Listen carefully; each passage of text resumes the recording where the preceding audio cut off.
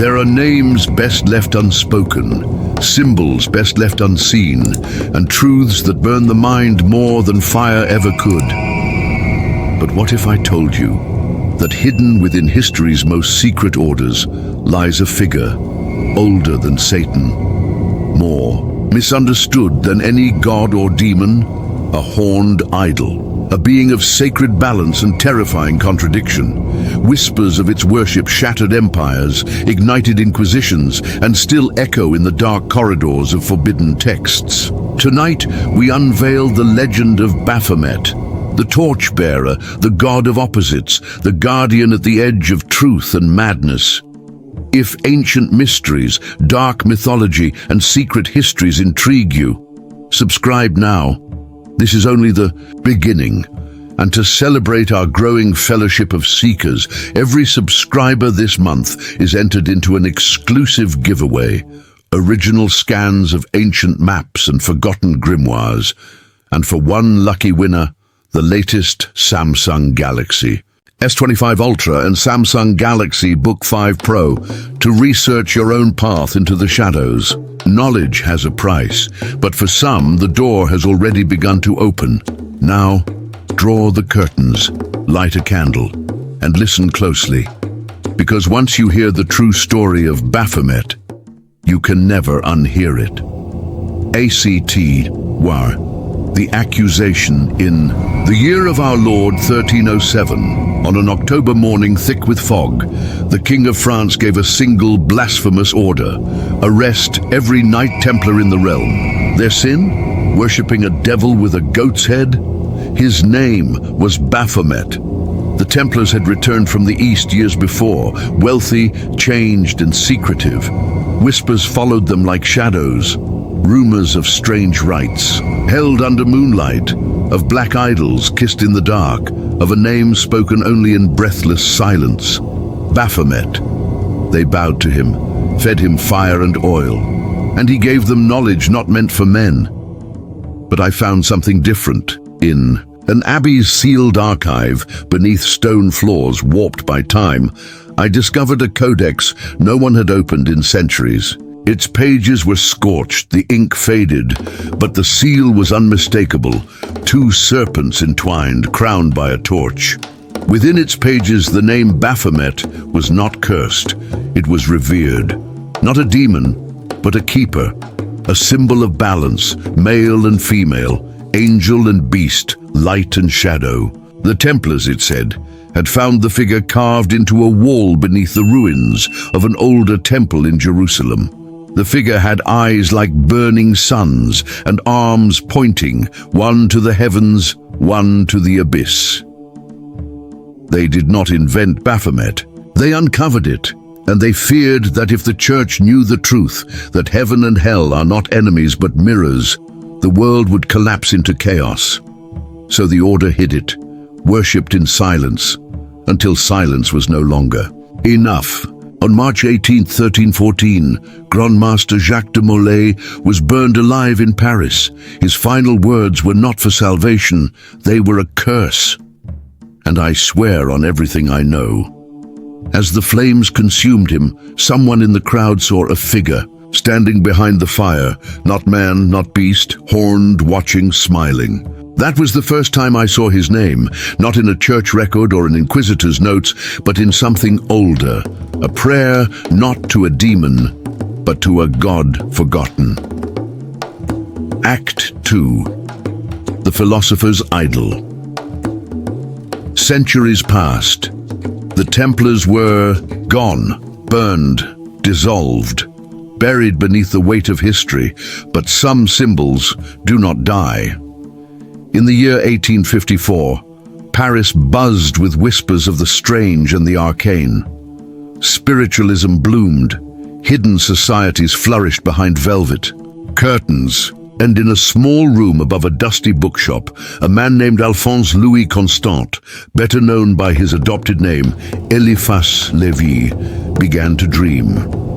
He saw visions, a figure, winged, horned, seated upon a throne of stone. It was not monstrous. It was beautiful, terrifying in its truth. and so he drew it. What emerged from his pen would become one of the most powerful and misunderstood images in all of occult history. A goat-headed being with a woman's chest and a man's body. One arm raised, one lowered. A torch blazing between. Its horns, wings spread wide, and on its lap, 2 circles of eternity. Upon its arms, words in Latin, solve et coagula, dissolve and recombine. He named it not as a devil, but as a symbol of equilibrium, the synthesis of all opposites, the final truth at the heart of alchemy. The world saw blasphemy. Levi saw balance. What the church had feared, he embraced. Not as worship, but as revelation. A cosmic mirror reflecting the soul of the universe, male and female, dark and light, heaven and earth. Baphomet, he wrote, is not a god, but the shadow of all gods, not a devil, but the balance between all extremes, the flame in which knowledge is both created and consumed. When I saw that drawing for the first time, it wasn't just ink. It stared back at me. Something about it felt familiar, as if I had seen it before.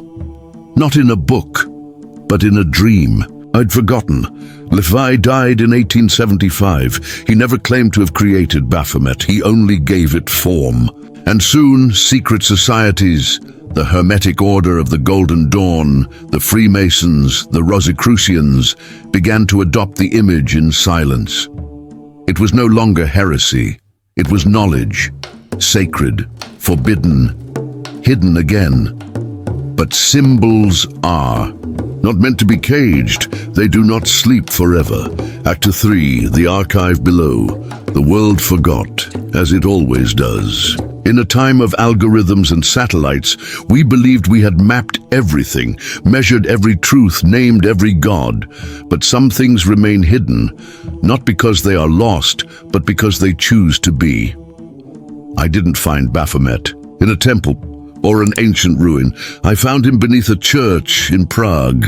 Sound, soft echoes of footsteps, water dripping in stone. The church had been abandoned since the 1940s, bombed once, boarded shut, its records sealed by the state. But on my last day in the city, I saw it.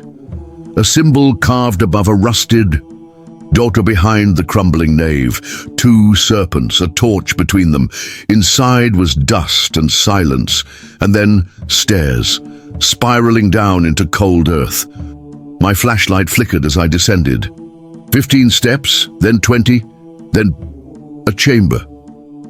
The walls were carved with Latin prayers and alchemical signs, symbols older than Christ. In the center, a pedestal, and atop it, bound in cracked leather and bone clasps, was a book. It did not have a title, but it bled knowledge, I read. And the deeper I went, the less I understood, or perhaps the more I remembered. Baphomet was not an invention, not even a symbol. It was a door, a key, a code hidden inside reality itself. One page contained a ritual. It wasn't theatrical. It didn't ask for sacrifice or blood. It asked for stillness, silence, a mirror, a single candle, and your name. I lit the candle. I whispered my name, and the air changed. The shadows shifted. The flame grew long and blue. My reflection in the mirror changed. My face was still there, but something stood behind it, horned, winged, watching. It didn't speak with a voice. It didn't need to. It downloaded something into my mind, like a memory I never lived. A truth so vast it made me weep. Baphomet was never meant to be worshipped. He was meant to be understood. He is the fire between opposites, the light inside darkness, the chaos inside control. He is not evil. He is not good. He is what comes before the question is even asked. I closed the book, blew out the candle, walked back up the stairs, but something followed me. And now, sometimes, when the world goes quiet, I hear it, the flicker of a flame that isn't lit, the echo of hooves in an empty room, and a voice that says, "The final truth was never hidden from you." You were hidden from it. Accusation 4, Revelation and Ruin. There is a moment after the candle burns out, after the last word is read, when silence becomes unbearable. It hums, it stretches. And in that moment, I saw him again. Not in a dream, not in a mirror, but standing at the edge of my bed. He was tall, towering, horns crowned with fire, wings folded like ancient drapes. But the eyes weren't cruel. They weren't even human. They were everything: galaxies, storms, bones and stars and tears. I could not move. I could not breathe. Then he spoke, not aloud, but inside me. You asked, "Oh, for truth, and truth does not kneel. You called me demon, you called me God, but I am the answer at the center of the question. I am what was left out of the scriptures. I am what the Templars whispered. I am the reason they burned." My thoughts began to unspool. Time unraveled. I saw myself in other lives, scribing symbols in Alexandria, fleeing from fire in Carthage, kneeling in the ruins of Jerusalem with blood on my hands. I had met him before, again and always I forgot. But this time he offered me a choice: to forget again, to close the door, return to my world and live half a life, or to step through, to abandon the illusion of good and evil, to become what I truly was beneath skin and fear and time. I said yes, and in that moment, my body fell away. The room was gone. I became ash and wind and flame. I saw every god mankind ever made, and behind them all the same face, the same eyes, his, not devil, not deity, only Baphomet. I returned, of course, they always do. I still walk this world. I still wear this skin. But I am not what I was. The veil is thin now, and I am always listening. So if you feel the heat behind you when no fire burns, if the mirror flickers when you pass, if a whisper calls your name at 3:33 in the morning, you are being invited. Baphomet is not the end. He is the turning, the union of all things divided, the flame that does not consume, but reveals. He does not want your worship, only your understanding. Thank you for walking with us into the shadows. If you made it this far, perhaps. Subscribe for more forbidden myths, lost gods, and ancient truths the world was never meant to remember. And don't forget, this month's giveaway includes original scans of ancient maps, rare occult manuscripts, and the latest Samsung Galaxy gear to help you explore further. Until next time, stay curious, stay hidden, and remember, the door was never locked.